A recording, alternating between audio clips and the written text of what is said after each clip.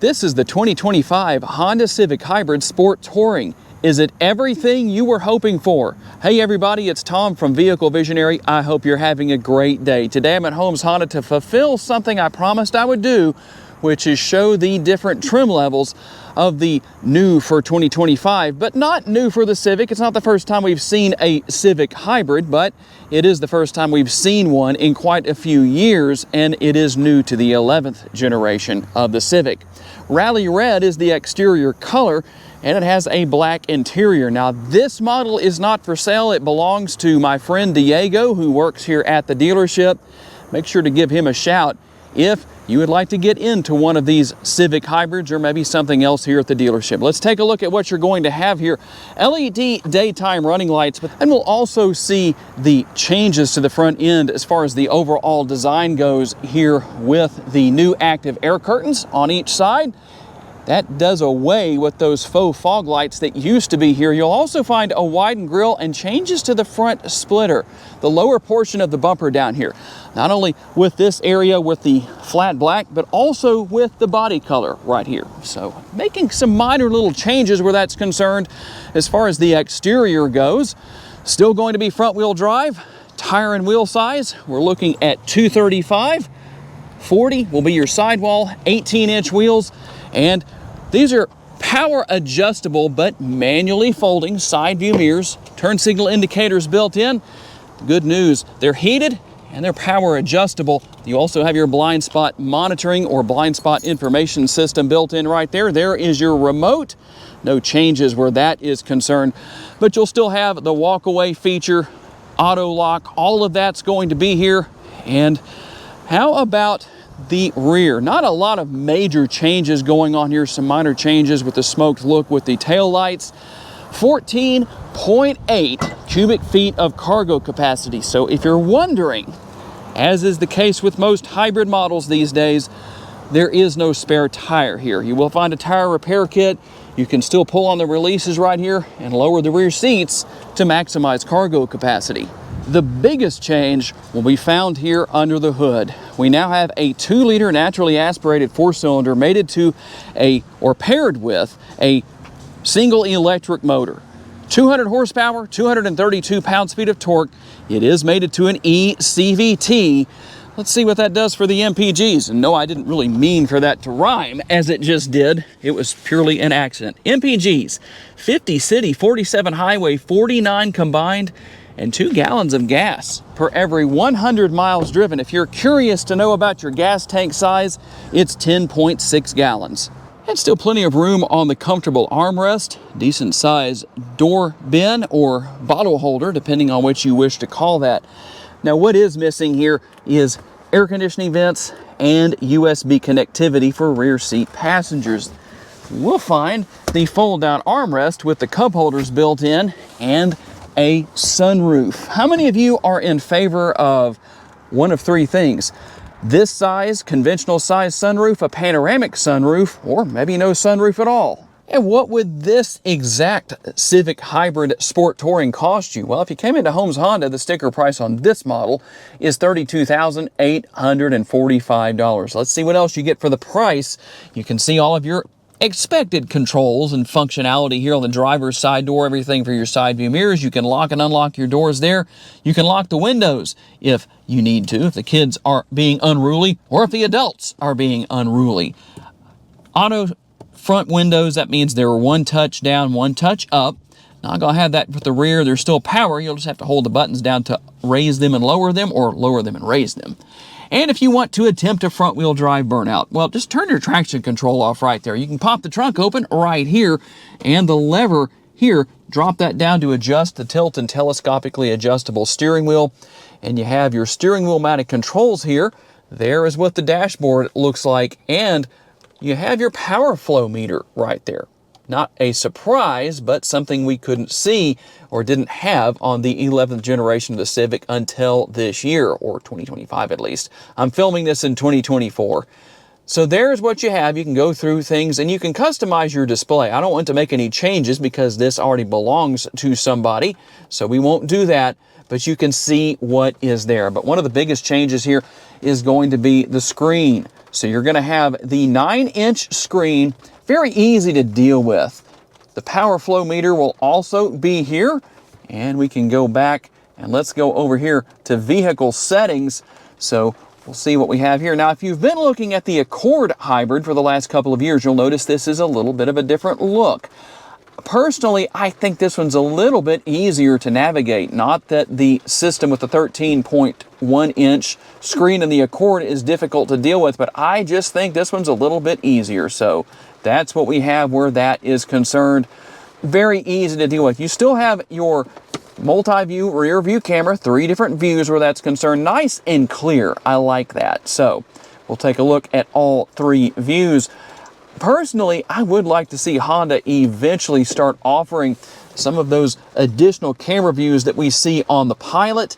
Multiple views all around the vehicle. Depending on what you want to see, you can do that depending on trim level. Dual zone climate control and heated seats. You will find your wireless charging right here, your USB connectivity, and a 12-volt power outlet. And what about our driving modes? Well, let's take a look at what we have here. Now, you'll see on the instrument cluster that you get the driving modes, but you're also going to get that here on the touchscreen. So we'll go through that. You have normal, you have sport, you also have individual right here. So if you want to go in and make individual settings, you can customize that. I'm sure that Diego has probably already done that for his vehicle here, so I'm not going to change anything. You can see that he likes the powertrain, the steering, and the gauge cluster as sport, but the engine sound as normal. That's interesting. So there's what you have where that's concerned. Obviously, you have your sport mode as well. So there's that, and the graphics that match all of your different driving modes. And it is nice to have the conventional shifter. One of the most common complaints I receive is that people don't like push-button shifters. That's not an issue here. With the Civic, you're not going to have to worry about that. And you'll notice that you don't have anything right here. Why is that? Well, that's because with a hybrid, you're not going to have to deal with turning the idle stop on and off. So for those of you who like that, well, that's a good thing because basically it's already here. And your power parking brake, brake hold mode, and plenty of room within the center console. If you aren't familiar, this tray is removable. You can either remove that or you can put it right there, whichever you want to do. A couple of different options where that's concerned. And before we hop out of here, let's take a look at what we have with the upper console. There you go with everything there. And you also have the sunglass holder. Don't have a conversation mirror. Some of you might want that. And you can see that you have rain sensing windshield wipers as well, sitting here inside as it rains. And for today's test drive, something a little different. I normally am driving on dry roads, and so it gives us a little bit of a different experience as far as road noise goes, because you can hear a little bit of the water coming up and hitting the underside of the fender wells. So it's not much. It hadn't rained a lot, but I'll let you listen for a few seconds.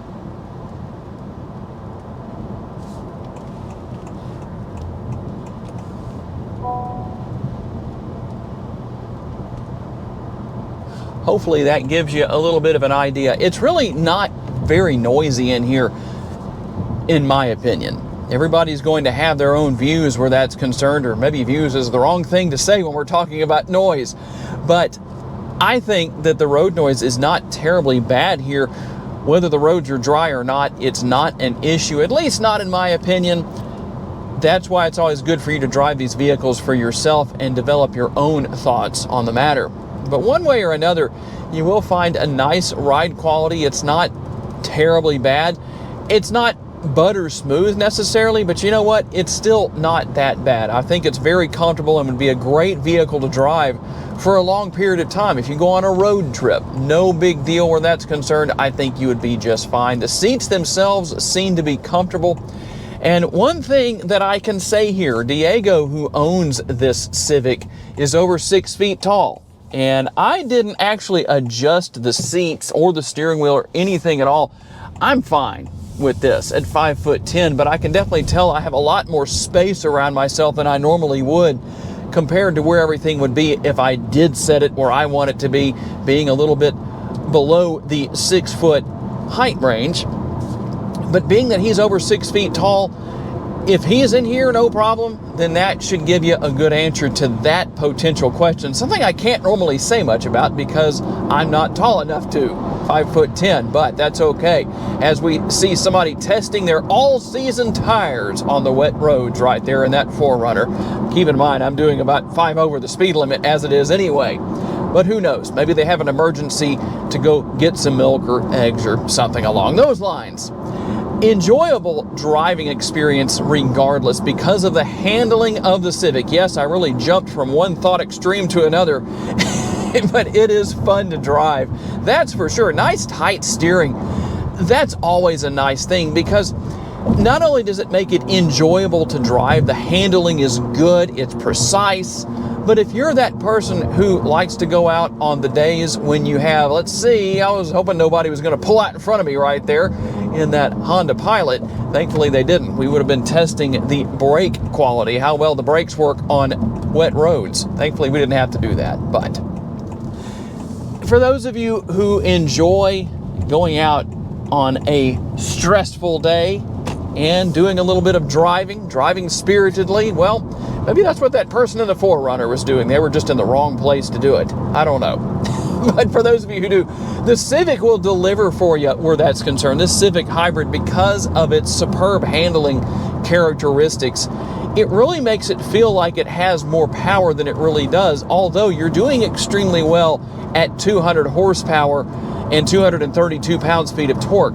The technology here, while the center screen may be a little different from what we've had in the past, there's not any massive changes where that's concerned. Overall, the technology is very simple to learn and very simple to use. That's one thing that I can say across the board for any Honda model, any modern day Honda model, is that the technology is very user-friendly. So that's a good thing. And the brake and the gas pedal, easily manageable. That's a good thing, easy to see out of. But you know what? If you have any problems, you've got your blind spot information system built into your side view mirrors. I think Honda covered quite a bit here.